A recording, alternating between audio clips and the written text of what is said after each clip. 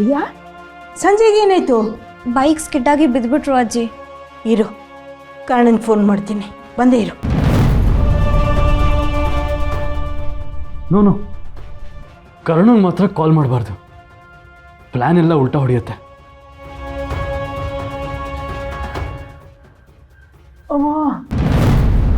ಅಜ್ಜಿ ಅಂತೂ ಪ್ರಜ್ಞೆ ಬಂದ್ಬಿಡ್ತು. ಒಂದು ನಿಮಿಷ ಹಾಂ ಹೇಳಿ.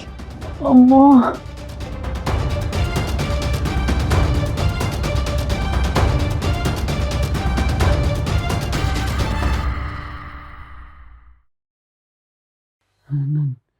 ನಾನು ಎಲ್ಲಿದ್ದೀನಿ?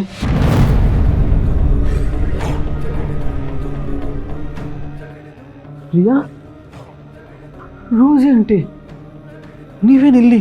ಜಾಸ್ತಿ ಟೆನ್ಷನ್ ತೊಗೊಳಕ್ಕೆ ಹೋಗಬೇಡಿ, ಆರಾಮಾಗಿರಿ.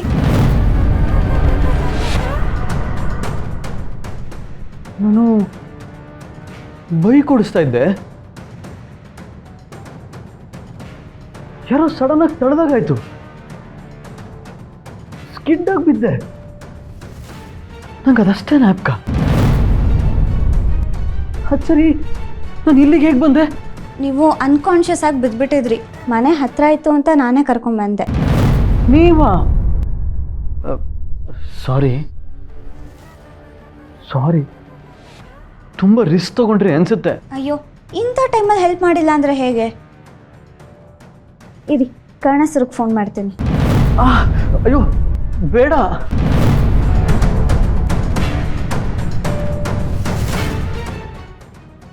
ಅಲ್ಲಪ್ಪ, ಇಂಥ ಸ್ಥಿತಿನಲ್ಲಿ ನೀನು ಒಬ್ಬನೇ ಹೋಗೋಕ್ಕಾಗಲ್ಲ. ಕರ್ಣ ಬಂದರೆ ನಿಮ್ಮನ್ನು ಕರ್ಕೊಂಡು ಹೋಗ್ಬೋದಲ್ವಾ? ನಾನು ಯಾರಿಗೂ ಭಾರ ಆಗಲ್ಲ ರೋಸಿ ಆಂಟಿ, ಪ್ಲೀಸ್ ನಮ್ಮ ಮನೆಗೆ ಫೋನ್ ಮಾಡಬೇಡಿ.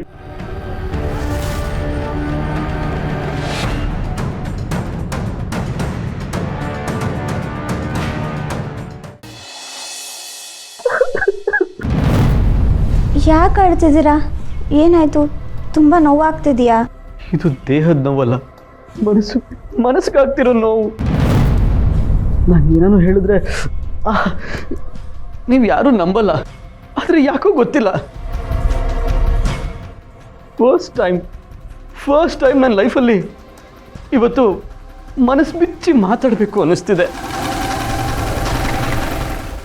ಮೇಲೆ ಎಲ್ಲರೂ ಆ ಕರ್ಣನ ಬಗ್ಗೆನೇ ಹೆಚ್ಚಿಗೆ ಗಮನ ಕೊಡ್ತಾರೆ.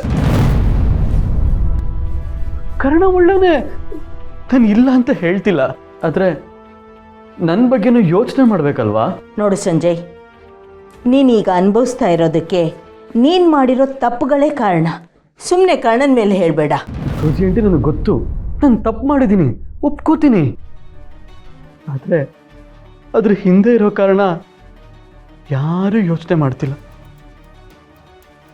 ಯಾವಾಗಲೂ ಮನೇಲಿ ಅವನ್ನ ಚೆನ್ನಾಗಿ ಟ್ರೀಟ್ ಮಾಡ್ತಾರೆ, ಸಂಜುನ ಯಾರು ಕೇರೇ ಮಾಡಲ್ಲ. ಚಿಕ್ಕ ವಯಸ್ಸಿಂದ ಅವನಂದ್ರೆ ಚಿನ್ನ, ನಾನಂದ್ರೆ ಕಬ್ಬಣ. ಹಾಗಂತ ನೀನು ಅನ್ಕೊಂಡಿದ್ಯಾ ಅಷ್ಟೇ. ಗೌರವನ ನಾವೇ ಸಂಪಾದನೆ ಮಾಡಬೇಕು, ಬೇಡಿ ಪಡ್ಕೊಳ್ಳೋದಲ್ಲ. ನಮ್ಮ ವರ್ತನೆ ಚೆನ್ನಾಗಿದ್ದಷ್ಟು ಸಹಜವಾಗಿ ನಮ್ಮನ್ನು ಪ್ರೀತಿಸ್ತಾರೆ. ಆದರೆ ನನ್ನ ಜೀವನದ ಕಥೆನೇ ಬೇರೆ. ನನ್ನ ಬಗ್ಗೆ ಯಾರಿಗೂ ಕಾಳಜಿನೇ ಇಲ್ಲ. ನನ್ನ ಮನ್ಸಿಗೂ ನೋವಾಗತ್ತಲ್ವಾ? ನೋವಿಂದನೇ ಸಿಟ್ಟು, ದ್ವೇಷ ಎಲ್ಲ ಹುಟ್ಕೊಳತ್ತೆ. ನೋಡಿ, ಇಷ್ಟೊತ್ತಾಗಿದೆ, ನನ್ನ ಮನೆಗೂ ಹೋಗಿಲ್ಲ. ಆದರೆ ಒಂದೇ ಒಂದು ಫೋನ್ ಕೂಡ ಮನೆಯಿಂದ ಬಂದಿಲ್ಲ. ಹೌದು, ನಿಮಗೆ ಯಾರೂ ಫೋನು ಮಾಡಿಲ್ಲ. ಒಂದು ವೇಳೆ ಆಕ್ಸಿಡೆಂಟ್ ಆಗಿ ಸತ್ತು ಹೋಗಿದ್ದಿದ್ರೆ ಮೋಸ್ಟ್ಲಿ 2 ದಿನ ಆದ್ಮೇಲೆ ಗೊತ್ತಾಗ್ತಿತ್ತು. ರಿಯಾ ಇದ್ದಿದ್ದಕ್ಕೆ ನಾನು ಸೇವ್ ಆದ. ಪ್ಲೀಸ್, ನೀವು ಬೇಜಾರು ಮಾಡ್ಕೋಬೇಡಿ. ಬೇಜಾರು ಮಾಡ್ಕೊಳ್ದೆ ಹೇಗಿರಲಿ ಹೇಳು? ಹೇಳ್ಕೊಳಕ್ಕೆ ಅಷ್ಟು ದೊಡ್ಡ ವಸಿಷ್ಠ ಕುಟುಂಬ, ಆದರೆ ನಾನು ಏಕಾಂಗಿ, ಹೇಗೆ ಅನಾಥನ್ ಥರ ಹೀಗಿದ್ದೀನಿ ನೋಡು. ನಮ್ಮ ಮನೆಯವ್ರಿಗಿಂತ ನಿನ್ನೆ ಮೊನ್ನೆ ಪರಿಚಯ ಆಗಿರೋ ನೀನು ನನ್ನ ಬಗ್ಗೆ ಕೇರ್ ಅಂಡ್ ಕನ್ಸರ್ನ್ ತೋರಿಸ್ತಿದ್ಯಾ. ನೋಡಿ, ಮೊದಲೇ ನಿಮಗೆ ಏಟಾಗಿದೆ, ಈ ಥರ ಮನ್ಸಿಗೆ ನೋವು ಮಾಡ್ಕೋಬೇಡಿ. ಇವಾಗ ನಾನು ಕರ್ಣ ಸರ್ಗೆ ಫೋನ್ ಮಾಡಲ್ಲ. You don't worry. ಹಾಗಂದ್ರೆ ಹೇಗೆ ರಿಯಾ? ಅಜ್ಜಿ,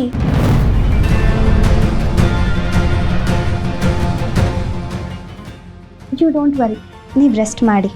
ರಿಯಾ ಅವರೇ, ಥ್ಯಾಂಕ್ ಯು ಸೋ ಮಚ್. ನಿಮ್ಮ ಈ ಉಪಕಾರನ ನಾನು ಯಾವತ್ತೂ ಮರೆಯಲ್ಲ. ರಿಯಾ, ಒಂಚೂರು ಬಾಮ್ಮ.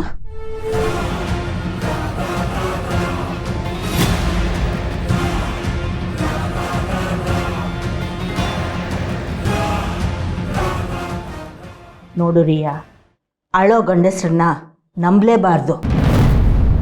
ಅದರಲ್ಲೂ ಇವನನ್ನಂತೂ ನಂಬಿಕೆಗೆ ಅರ್ಹನೇ ಅಲ್ಲ. ಆದಷ್ಟು ಬೇಗ ಇವನ್ನ ಕಳಿಸ್ಬಿಡು.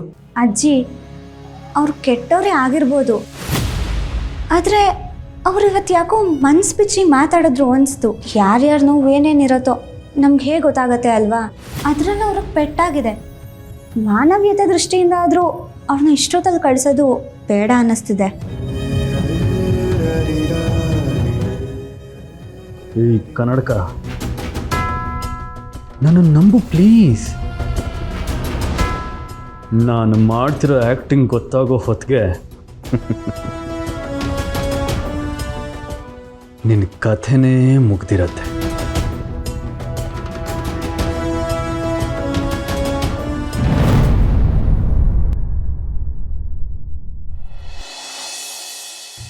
ಎಂಥ ಪುಣ್ಯಾತ್ಮ ಇವನು. Is really a specimen. ಎಂತೆಂಥವ್ರನ್ನೂ ನೋಡಿದ್ದೀನಿ, ಬಟ್ ಇಂಥವ್ರನ್ನ ನೆವರ್. ರಾಧಿಕಾ, ಈ ಅರ್ಜುನ್ ತಿರುಗಿ ನೋಡದೆ ಶಿಮ್ಲಾ ಫ್ಲೈಟ್ ಹತ್ತಬೇಕು. ಹಾಗೇನಾದ್ರೂ ಐಡಿಯಾ ಕೊಡು.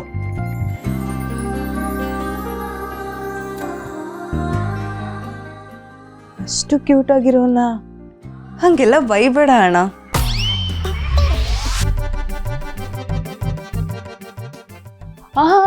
ಹೊಗಳುತ್ತಿರೋದಲ್ಲ, ನೀನ್ ಯಾವಾಗ್ಲೂ ಬೇರೆಯವ್ರಿಗೆ ಒಳ್ಳೇದೇ ಬಯಸ್ತೀಯಲ್ಲ, ಸುಮ್ನೆ ಯಾಕೆ ಅವ್ರ ಬಗ್ಗೆ ನೆಗೆಟಿವ್ ಆಗಿ ಮಾತಾಡೋದು ಅಂತ. ಹೌದಾ? ಅಣ್ಣ ನೋಯ್ತಿದೆ, ಬಿಡು ಅಣ್ಣ. ಟೀಮ್ ಕರ್ಣ ಅಂದ್ಬಿಟ್ಟು ಮ್ಯಾಚ್ ಫಿಕ್ಸಿಂಗ್ ಮಾಡ್ತಿದ್ಯಾ? ಅಮ್ಮ, ನಿಧಿ, ರಾಧಿಕಾ, ನೀವಿಬ್ರು ಊಟ ಮಾಡಿಲ್ಲ ಅಂತ ಅಮ್ಮ ಹೇಳ್ತಾ ಇದ್ರು. ಹೋಗಿ ಊಟ ಮಾಡಿ. ಬರೋದು.